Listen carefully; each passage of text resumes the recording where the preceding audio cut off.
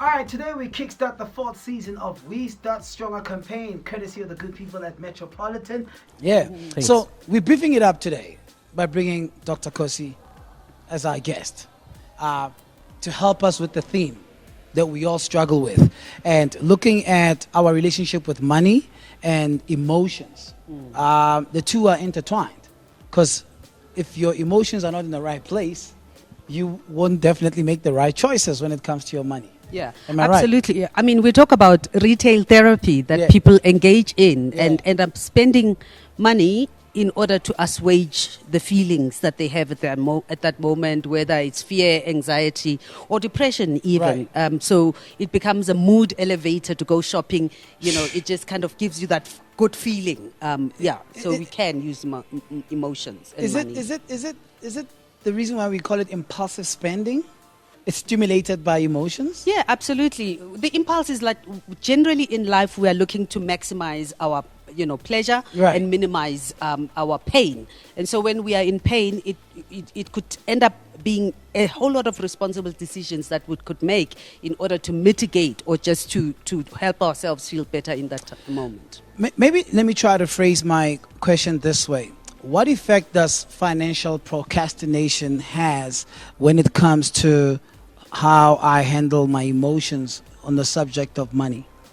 Well, it could go in two ways, right? So one, we could say you could procrastinate doing things that you should do, and of course our expert here can tell us about that. In terms of, for example, how many of us when we start off our first job and our first income, they would tell us, Uguti, that's the day when you start, putting your pension fund in place. 100%. How many of us do that? Like, who wants to think about pension when you've just started earning your first income? You want to splash, you want to show off, right? And so we put off in the moment, focusing in the now, and let the future take care of itself, which then comes to bite us later on in life.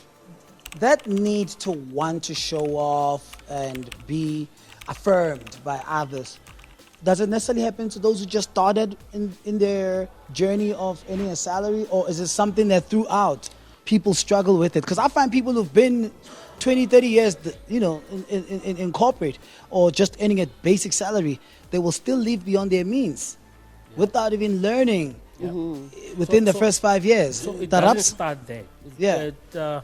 Any other person can essentially have the challenge. I mean, what is one of the biggest challenges is that society expects something from you or a behavior from you. When you're starting to work, people will say, but when are you buying your first car?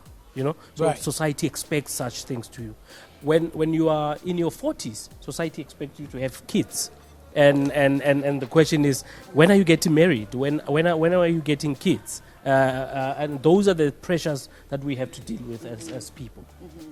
And I mean, these are just ways for us to seek validation. These are just part of our normal human basic relational needs, to be validated by others. And very often, and especially, when we come from lack, to suddenly find yourself in a position where you can afford, it feels like an opportunity to make up for all these years when you've wished you could, when you've asked and you knew, Gutekaya, there's no ways that they can afford that. When you suddenly can, it's like this newfound freedom. Do we contribute to the idea of black tax as a result of always needing to invest backwards? I mean, that's a whole topic. Because I feel like it's the idea of black tax sometimes is self-inflicted, because you got to draw the line.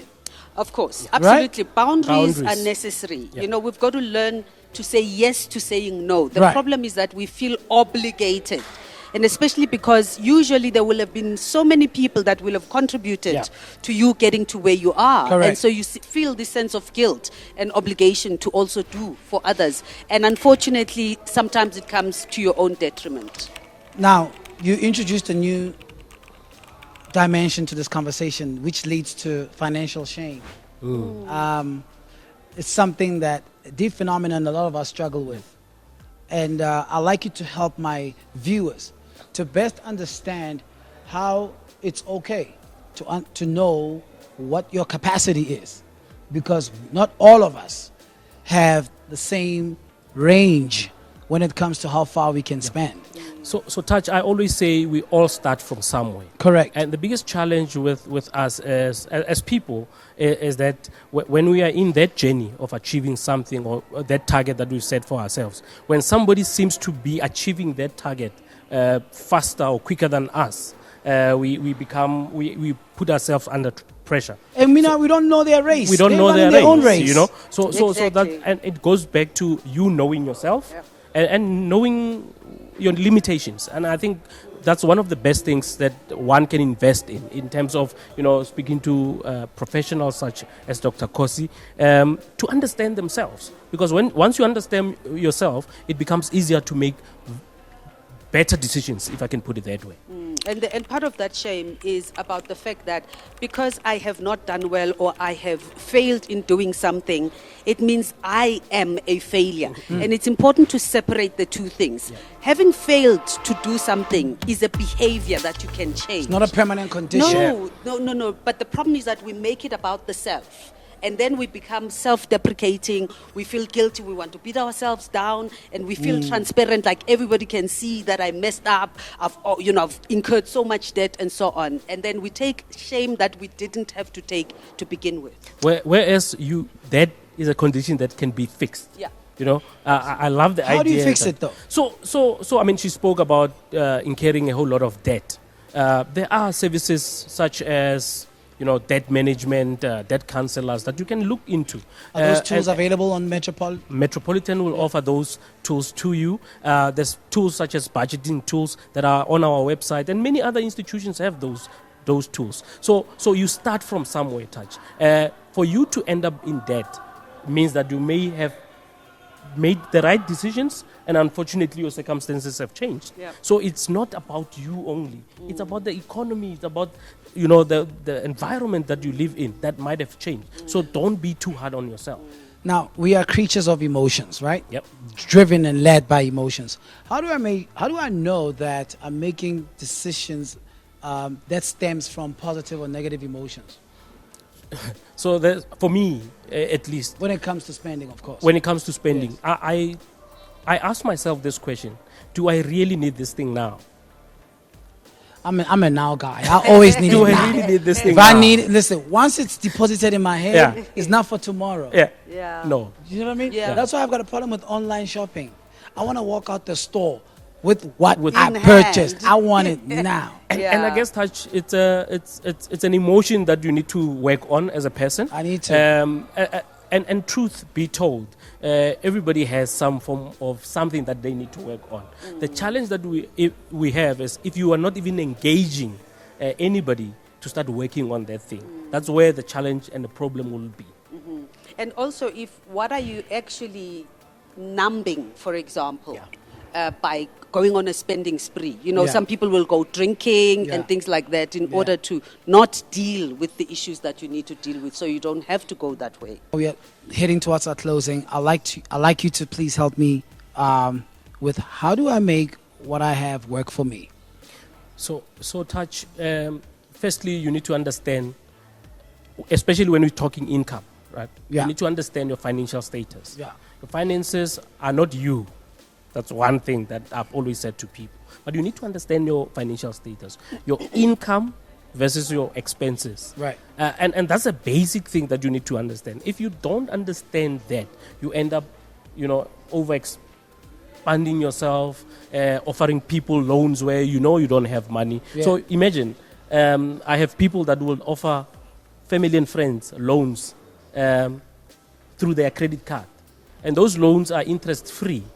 So what happens? You end up paying the interest, whereas you've borrowed somebody money, and that person is going to just give you that money back. Yeah. You know what the raps I always say to people? By the time I have money in my pocket, it already came with some interest somewhere or a bank charge. Because when you withdraw, there's already charge. There's some fees to it.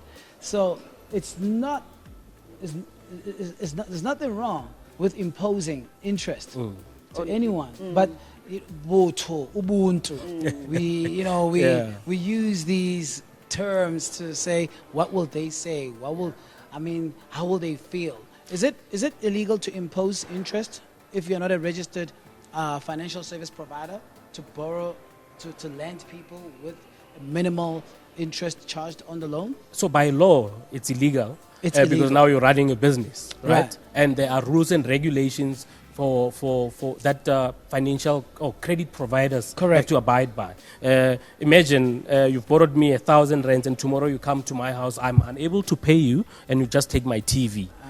So there are rules and regulations. But there's nothing wrong with helping one another. Yes. But what you need to do is, from the word go, explain that, bro, this money comes with interest. And it's either they take it or they don't take it. And I think that's the most purest way of doing things. I mean, even stokvels, borrow one another, members of stokvels, borrow one another money with interest. Now, help me how best to propel myself to start strong, because that's the theme of the campaign. Yeah. Is it too late? How do I make it happen from now? It's never too late to start saving. It's never too late to start reviewing your financial status. I've always given an example of every year, an individual goes to a medical doctor to do a checkup. Yeah. Well, they should. They should, right? At least. She wants to make sure we go see her. Yeah. And what we see is that people don't do the same for their financial status, to check their financial well-being. Yeah. And that is where the problem lies. Think about it. Your car last year, the value of your car was this high. Yeah. This year, because of depreciation, is this low. But you're still paying the same amount of premium towards your insurance. Correct. Shouldn't it actually drop? So those are things that people need to do when in the beginning of every year. But with this campaign, we start stronger. What we love to do is also try to involve services of experts and the community or people around you. So it's a collective thing that we believe that can assist you to, start stronger. But it's never too late to start doing anything. But also I think what we want with this campaign is to harness the power of the collective. Yeah. Because sometimes we make resolutions at the beginning of the year, but when you're on your own, it's very easy to cheat. Next month, let me just use it. Whereas when you're a collective, you have accountability to other people. That helps to keep you accountable. That helps to keep you consistent. So one of the things you need to know about yourself is that if I'm not able to do this on my own, let me rather go with, that acronym, together everybody achieves more. Yes. It may look like a little, but it's better than not doing anything at 100%. all. Together we can, like Metropolitan says. Give me the tools that are available to help me start strong. So one of the tools is what we run. I mean, this as a campaign is a tool that we utilize. But second to that, we have workshops that we run, like your financial wellness programs that we run as Metropolitan. And in those programs, we have things like budget management, debt management, retirement planning. So those are the little things that we do as a company to make sure that people start stronger. I love it. So we have no excuse. Tools are available out there. For those that are watching, those who want to engage, it's never too late. You cannot write yourself off. There's still time to redeem your past mistakes. Check Metropolitan's handles, websites. All tools are available. And let's make sure we go out and finish strong. Is that fine? Thank you. Dr. Khosi Jiyane, ladies and gentlemen, and my brother Rapule Mahlangu joining us. Thank you. Great. Thank you very much for having us. Thanks for the opportunity. Thanks.